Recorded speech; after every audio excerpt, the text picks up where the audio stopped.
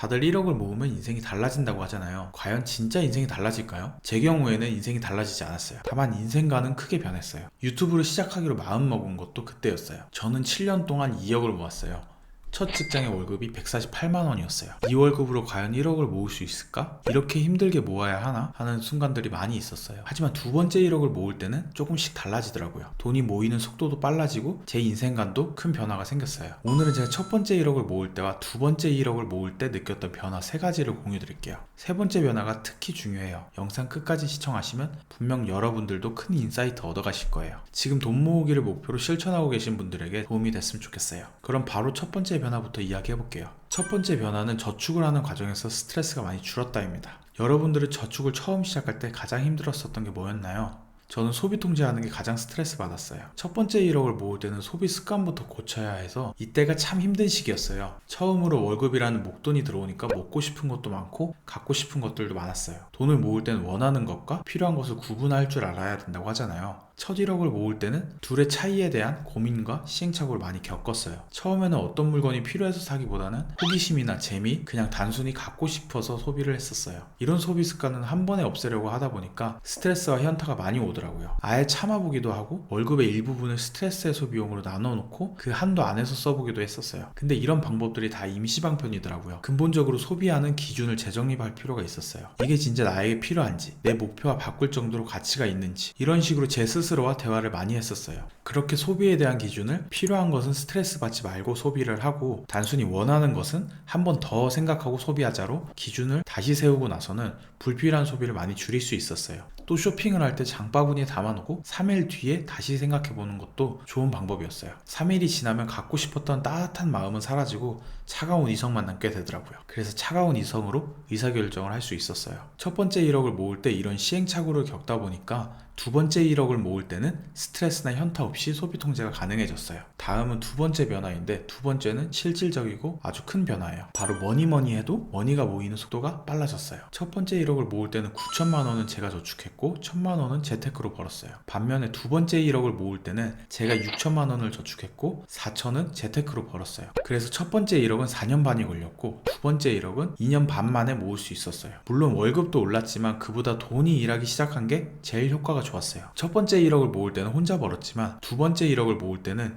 1억이라는 동료와 함께 일을 하니까 돈이 더 잘 모이더라고요. 약간 알바생 하나 고용한 정도의 느낌이었어요. 어떤 사람들은 시드머니를 모으고 투자를 시작하라고 하지만 제 생각은 좀 달라요. 하루라도 일찍 투자를 시작하셔야 돼요. 투자를 잘 모르는 상태로 목돈을 한 번에 투자하려고 하면 비이성적인 투자를 할 가능성이 높아요. 딱 제가 그랬어요. 초반에 2천만 원을 모은 상태로 주식을 처음 시작했어요. 주식을 알지도 못하면서 욕심에 눈이 먼 상태로 투자를 하다 보니까 금방 반토막이 나더라고요. 그때 1천만 원을 며칠 만에 날리니까 1천만 원을 모으려고 아둥바둥했던 1년이라는 시간이 부정당하는 기분이라서 심적으로 참 힘들었어요. 그래서 제대로 공부를 하고 투자하자는 생각으로 가지고 있던 주식 다 팔고 소액부터 다시 시작했어요. 그렇게 공부를 하면서 투자를 하니까 점점 성과가 나오더라고요. 그래서 저는 10만 원이 모였어도 바로 투자를 시작해야 된다고 생각해요. 10만 원을 투자해서 10% 오르면 만원 수익이잖아요. 이걸 보고 누군가는 인건비도 안 나온다고 말할 수도 있어요. 그런데 이런 과정이 나중에 1천만 원, 1억을 운용할 수 있는 투자 그룹과 소신을 만드는 단계라고 생각해요. 여러분이 평생 10만 원만 투자할 건 아니잖아요. 지금은 연습한다 생각하고 투자 금액과 등락에 따라서 내 신경과 생각 변화도 잘 관찰하셔야 돼요. 불안하고 초조하다면 지금 내 그룹보다 많은 금액을 투자했을 가능성이 높아요. 그럴 때는 투자 금액을 줄이고 마음이 편안해지는 금액들을 찾으셔야 돼요. 투자는 마음이 급한 사람의 돈이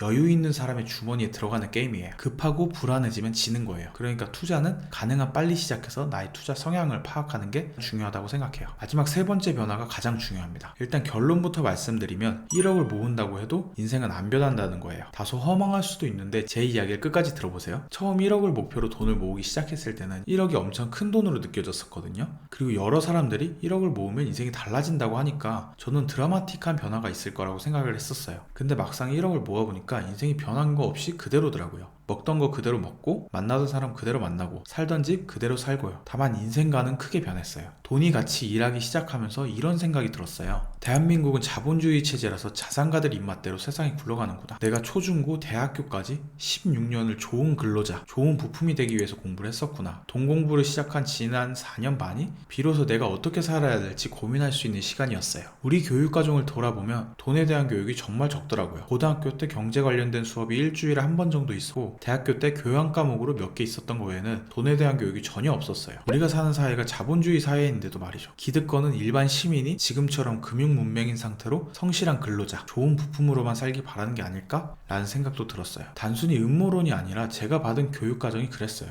그나마 요즘 경제 관련해서 관심이 높아지면서 많은 사람들이 계몽하고 있다고 생각해요. 저도 그런 측면에서 도움이 되고 싶은 마음에 유튜브를 시작한 거고요. 10대 때보다 20대 때 돈 공부를 하면서 더 질풍노도의 시기를 보낸 것 같아요. 나는 어떤 사람인가? 내가 앞으로 어떻게 살아야 되는지 이런 것들에 대한 것도 많이 생각해본 시기였어요. 자본주의의 흐름도 이제는 어렴풋이 이해가 되고요. 이런 측면에서 충분히 1억을 모아볼 가치가 있다고 생각을 해요. 사실 1억이 중요한 게 아니에요. 자본주의 국가에서 자본주의의 룰을 익히고 관심을 갖는 게 가장 중요해요. 오늘은 이렇게 첫 번째 1억과 두 번째 1억을 모았을 때 달라진 점 3가지를 정리해봤어요. 오늘 내용을 요약하자면 첫 번째는 저축하는 과정에서 스트레스가 많이 줄었다. 두 번째는 돈이 모이는 속도가 빨라졌다. 세 번째는 1억을 모으는 과정에서 인생은 안 달라져도 인생관은 달라진다 입니다. 이제는 단순히 좋은 부품의 삶이 아니라 구독자 여러분들이 진정으로 원하는 삶을 사셨으면 좋겠어요. 그러기 위해서는 자본주의에 대한 공부뿐만 아니라 내가 어떤 사람인지 돌아볼 시간이 꼭 필요하더라고요. 여러분들도 돈을 모으면서 인생관이나 생각이 달라진 경험이 있으신가요?